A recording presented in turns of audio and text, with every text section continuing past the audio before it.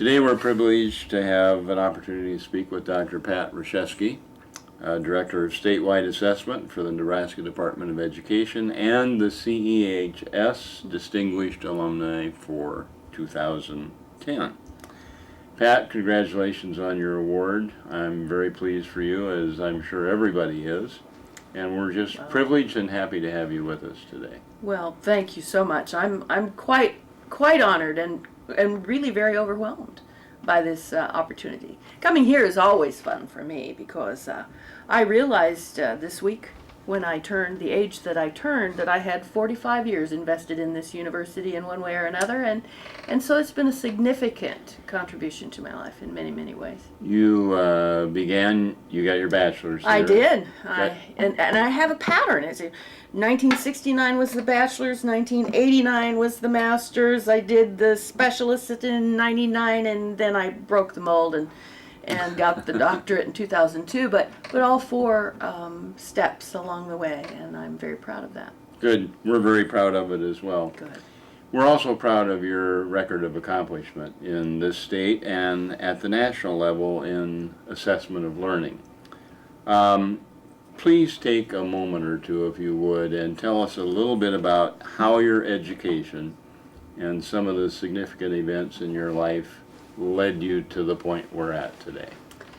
Well, it's always a wonderful thing to be able to stop and reflect. So actually have thought about that since having this opportunity. And I always wanted to be a teacher. So, you know, in the day when I was growing up, a female generally became a teacher or a nurse, and I couldn't stand the sight of blood. So it seemed obvious that teaching would be important in my career, and it was. And the undergraduate work for me was done very, very quickly. I did my undergraduate degree in 2 years and 9 months because I wanted to teach. Wow. And I did that and taught for a long time. I taught for 26 years. The large part of that was done in one school district with 8th graders. And so I always considered myself a teacher. I still consider myself a teacher and have actually kept some of those opportunities.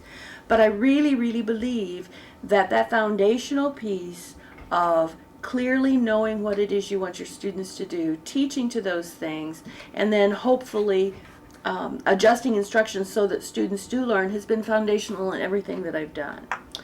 I really didn't intend to do anything but teach. And so my master's work was working toward that in terms of understanding how the pieces of curriculum fit together and how instruction is just such an integral part of all of that. The A word, assessment, really hadn't hit the scene yet, so I was into the curriculum instruction piece and differentiation of instruction. My master's work included gifted education. And I really believed that if we could instruct students the right things at where they were, that they all could succeed. So when our Beatrice Public Schools school improvement processes included the whole notion of finding out how well our students were learning, that was just not something I had any background about, really, except the things that I had been doing in my classroom. So the whole notion of answering the question, how well are our students doing, fascinated me because I really thought we should know.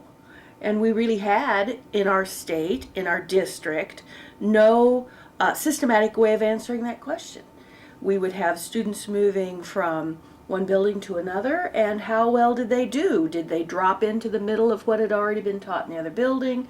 Did they come in from outside? I really felt like part of our school improvement process should be to be able to answer that question. So that was the first time teams of teachers in our district started to hear things like the differences between assessment and evaluation and the differences between what we were doing on a day-to-day basis and what these standardized tests were. I always enjoyed those because I could correct essays while the kids were bubbling in sheets. I really liked that.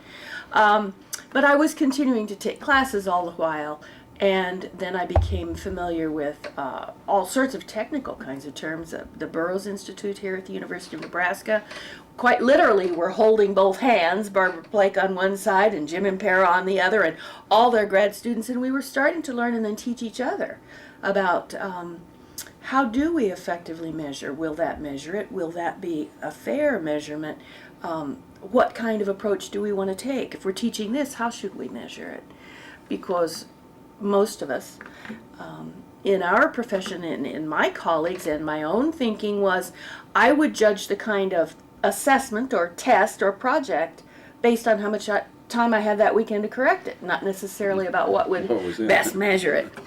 So again, always taking classes, the whole notion of leaving the classroom really wasn't something I planned at all.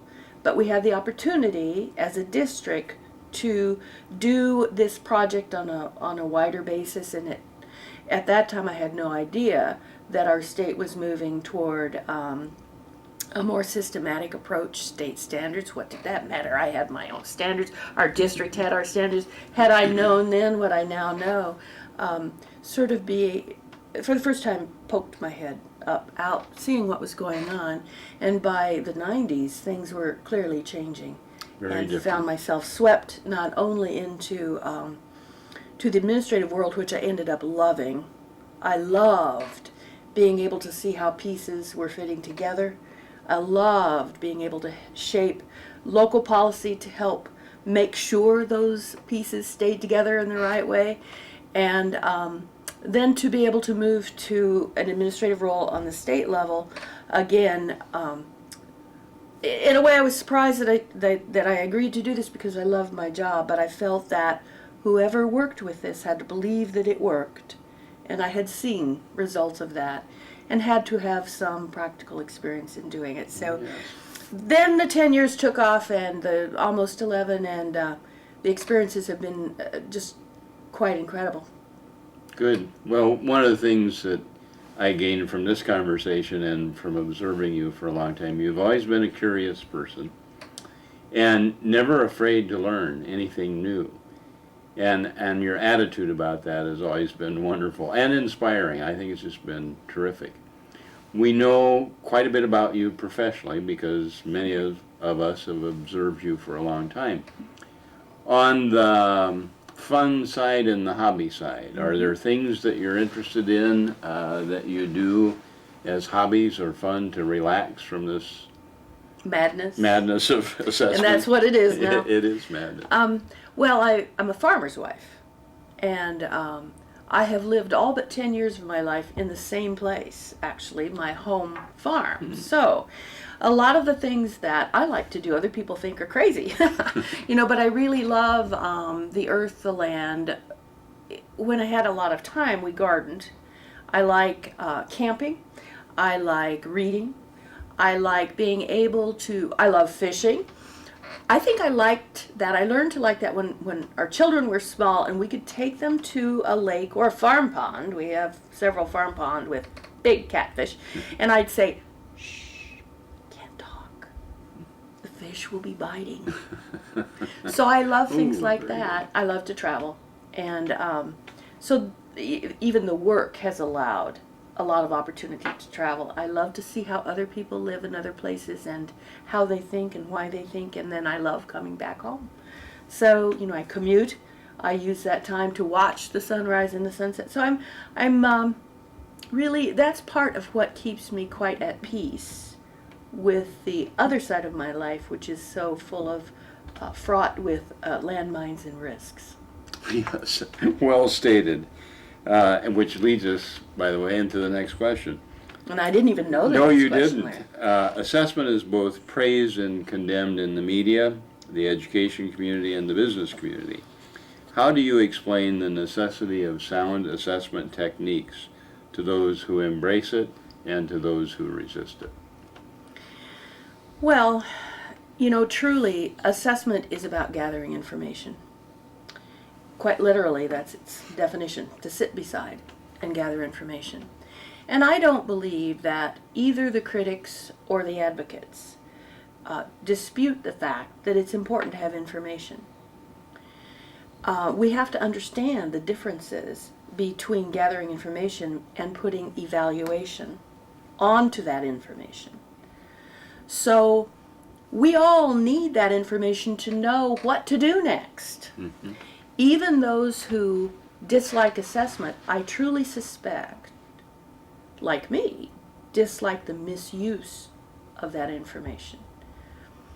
So if we mix up assessment with accountability, and they are two very different things, and people mix them up, we misuse assessment as a weapon. And so the first thing we have to do when we're working with either adversarial or even groups that are advocates is make sure we all understand what we're talking about. Assessment is about gathering this information. Now, its use is what matters. Its use to a teacher is one thing, and the teachers want that information. Yes, they do. Assessment used for accountability is something else. And one of the things that I feel very strongly about is that we do everything we can to guard its misuse. We've learned in our state that assessment as use of information alone hasn't been enough. And so what we have had to do is make sure that what we provide is, to the extent that we can, protected by a good policy, and as best we can, make sure that media and those who communicate this information use it wisely, some of which we cannot control. So, both groups, I believe, have a common belief of assessment in and of itself is just data, it's just information. And I think we can come to agreement on that. The disagreement comes with its use or misuse. Good point. Yeah, and we're now seeing, of course, in the middle of a political campaign, how all kinds of information can be used or Yes, misused. and we've only just begun. And we've only begun. We've only just begun. As you review the current conditions in the United States, what inspires you and what causes you to be concerned? And I will say, I've had some really wonderful opportunities, and some really wonderful opportunities in the last year as the whole Common Core movement is beginning. And there are some things, and for those who might not know what the Common Core movement is, there are nearly every state, all states have grouped together to provide feedback and input into a set of standards which would be used across the country. Now, these are not federal standards, and the U.S. Department of Education is very clear to make sure people understand these are not national or federal standards. These are state-led standards. And of course, following that now is a Common Core assessment, which will be done, and actually there will be 2 Common Core assessments done by 2 separate consortia of states. One of the consortium I had to really work on consortium, because we interchange those, and one is the plural, one is the singular. Okay, well, one has 31 states, one has 27 states. So in watching all this and helping to negotiate this, and I have been at the table every month for the last year with the National Governors Association and the Council of Chief State School Officers, among the best things that I have seen would be, number 1, the agreement that we all have high expectations for kids, and we want kids to succeed. Number 2, the willingness to work together as states, I think, have surprised some of the organizations. I believe that there are folks in the country who thought states would be unwilling to share and to work. Another very clear positive I'm seeing in this whole future as it's unfolding and likely to be reauthorized in ESEA to replace No Child Left Behind is the understanding that you do have to involve teachers. You really want to make change? Then we have to do that from the ground up, supported by a policy framework that will provide the resources, provide the kind of time, and the right kinds of work. I'm seeing that understood across the country, at least in other states that I hadn't ever seen it before. I think those are the three really, really wonderful things that I'm seeing. And I would add the expectation of access to all students, that we have an obligation as adults to clear the way, to make even the playing field, to help all students have opportunities to learn that didn't happen before.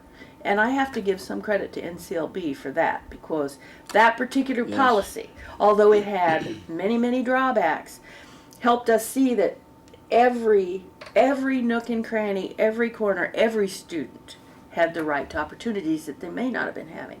So those are good things. The negative things are, again, misuse of information. I really, really worry about how this information will be used. Not just from a student achievement perspective. I worry about connecting some of these components to teacher effectiveness. I want to know, what does that really mean? How are we going to be able to use single test scores, or what else? What else can we use? What else should we use? We have worked, another disadvantage is we have worked at breakneck speed in the last 2 years, doing some of these things really in the last year.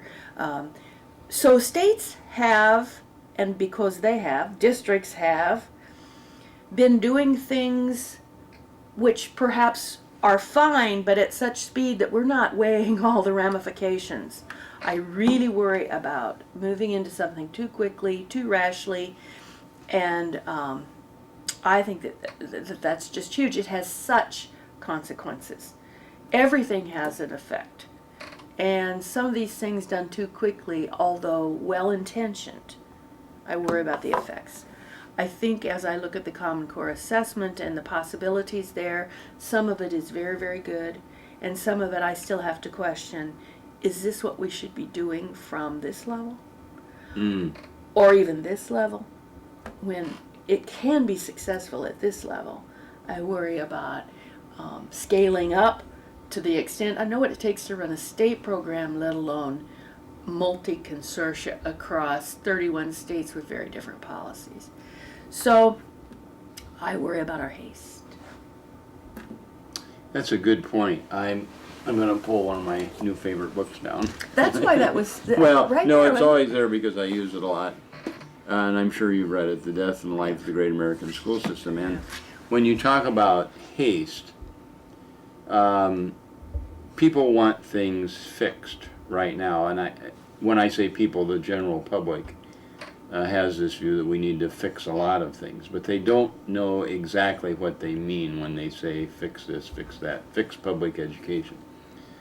What I'm hearing you say is that we're in the process of doing some very good things with the Common Core, and that's being established as a set of guidelines across states, and that we're going to assess based on those guidelines, but it's going to take some time.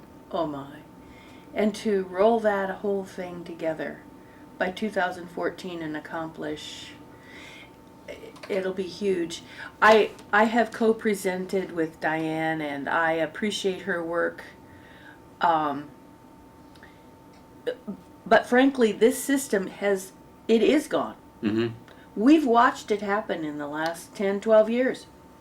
We have certain realities that aren't going to go away. So our questions have to be different now. It's not, how do we keep this from happening? It's now, how do we make this the best that we can? And how do we make sure we minimize the unintended negative consequences? So, the one-room school, which I went to, you may have gone to. Yeah. I didn't teach in one, but I have a lot of colleagues who have. Those days have passed us. So now what? We only have our responses that will get us through, good thoughtful responses that will get us through, and good actionable, as best we can, thoughtful planning. So, I commend our state board who has not jumped on the Common Core bandwagon. I think, here's my prediction, I believe that the Common Core standards will never be, I shouldn't say never, I should have learned that by now, will not likely be a requirement. It's really a constitutional issue. But as a condition of funding, it is possible to say, but you will take the Common Core assessment, either this one or this one. In a sense, that's what we did in Nebraska. You can have your own local standards. That's fine. We honor that. But you will take the state test. So the question is, how do we make that the best it can be? And how do we prepare?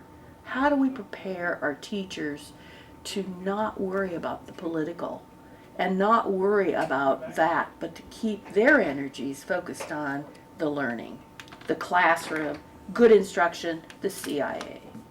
And I think I'm not hearing so much from teachers now about we don't get to be as creative as we want to be. There was a period of time where they were really distressed by the fact that they thought they were teaching only very specific pieces. But now I'm not hearing as much of that. There's still some of it. Yes.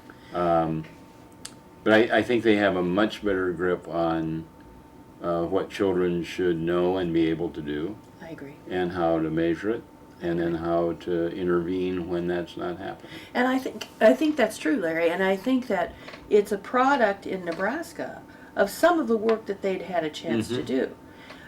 Whereas I see in other states where if the state test was all that there was, that's all that there was, and it may have had little to no connection with the classroom.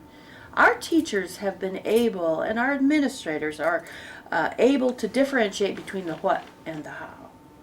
And I think that's a huge paradigm shift. I don't even really like that word, paradigm shift. That was in the 80s. I didn't understand it then. Now I don't like it. But what we teach is a non-negotiable with regard to certain things. But standards are only this much of a curriculum. So that's the what. We give everyone that chance. But the art of teaching is the how, and how we make sure all kids have the opportunity, and how we instruct, and how we bring those things to happen really should be different with every group and or adjusted to whatever the students' needs are. So the how and the what, I think, is a big lesson we've learned. That's great. That's great to know. If you had your professional life to do all over again, would there be anything you'd do differently? I don't think I would, because I feel like one of the luckiest people in the world in terms of my profession of teaching, which I wanted to do rather than being a nurse. I've had a chance to look through every lens. The bulk of my time was the foundational, instructional piece. And then I had a chance, and continue to have a chance, to do the administrative work, which, as I said, I loved being able to shape the whole framework, and I love seeing how the pieces interacted. But then I had a chance to do it on the state level. And I have watched 536, now down to 253, districts interact and put it together. So the lens became, instead of one superintendent, I had 536 or so. And instead of 200 teachers, there were 24,000 teachers. And now I have a chance to see it through the national picture. And I know what's happening in other states. And I'm seeing them struggle with the policy pieces as we are, in a different context. So, I started my life profession with practice. I moved into a policy environment which was totally different from local policy. I mean, and I saw my role right between protecting practice, making sure policy was shaped around it. And then we have this other circle added in the last 10 years, which is politics. So now I feel as if our role is to protect policy from being deformed by politics. And so having had the opportunity to interact in all three of those worlds, and quite literally do the dance between them, I wouldn't change a thing. Good.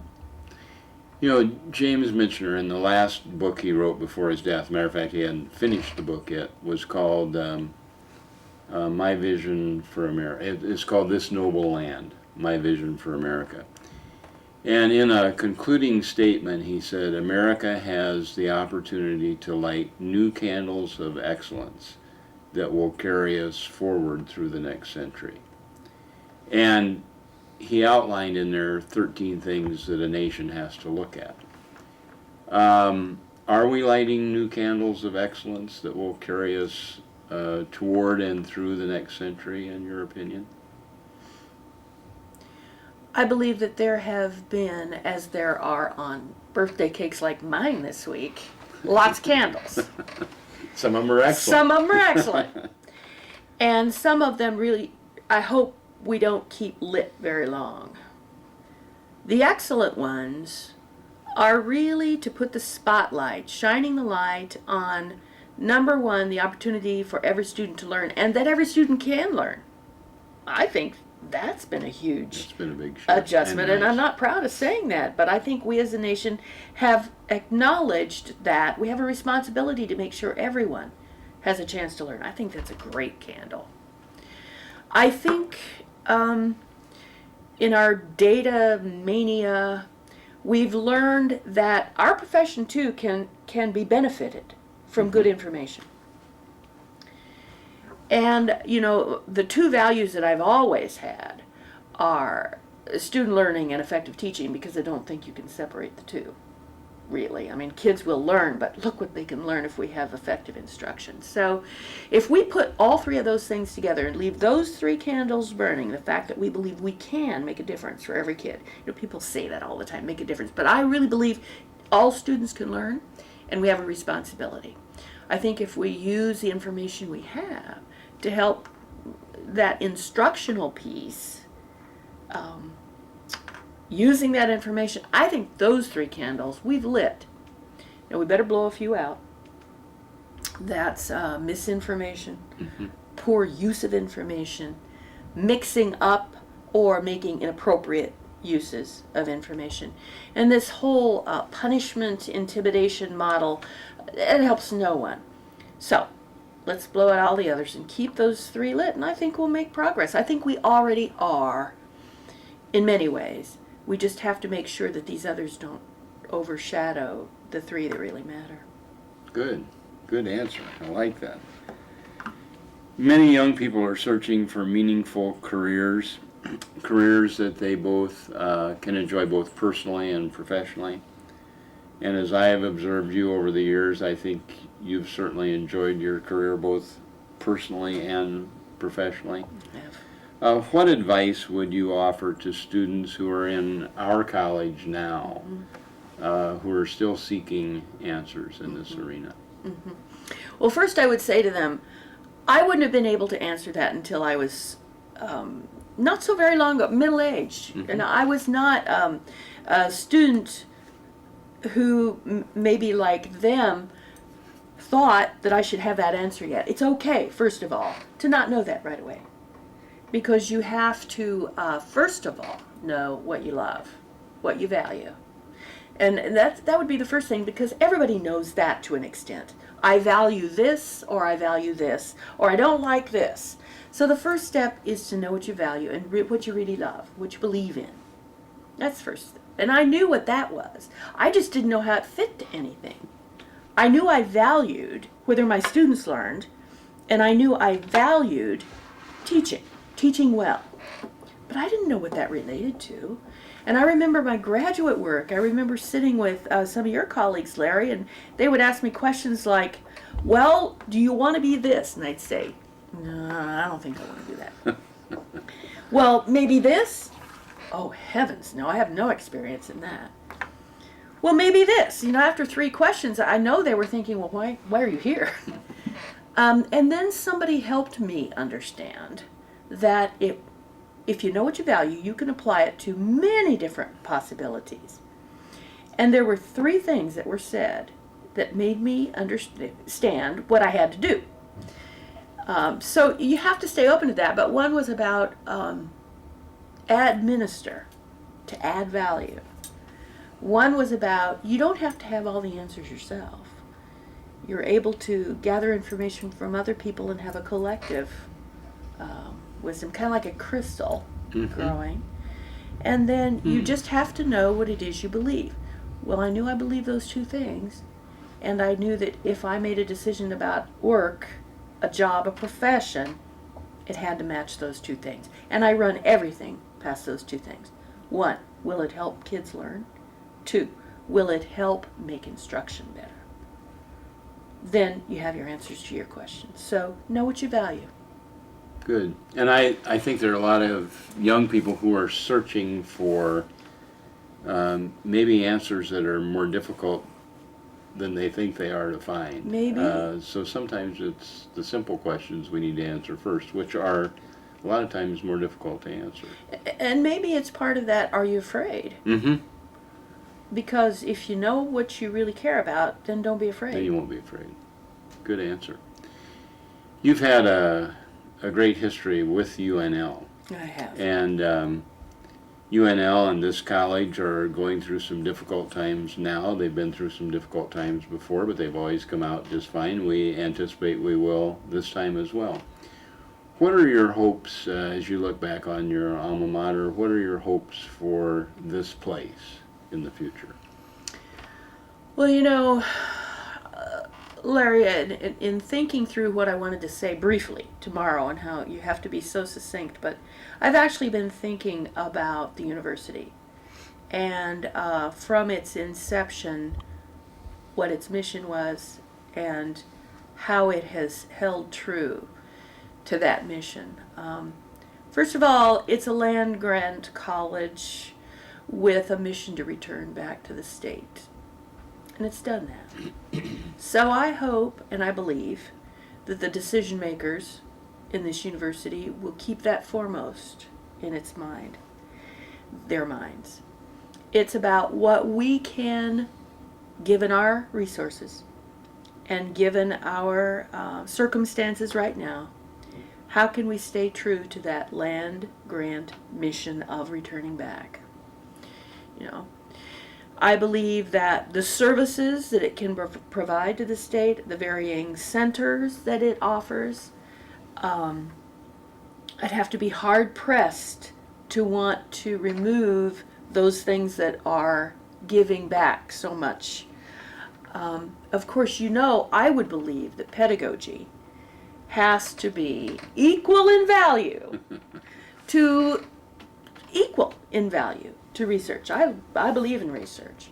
So I'm hoping they will stay true to the mission, continue to support and help those centers and so forth thrive that help people within the state and people from across the country.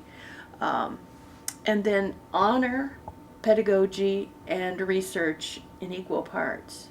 I think if you go back to those underlying pieces and make the decision, the right people will step up to assume the roles that the leaders are going to want them to assume. You know, I just think it's marvelous some of the things that are going on here, and we're a jewel. We're going to close on that final statement that you made, and I'll look forward to your address tomorrow because I'm going to be there. Good. Congratulations on your recognition as our outstanding alumnus, and I have to say no one deserves it more than you, and I'm really pleased. Thank you. Yep, you're welcome. Thank you.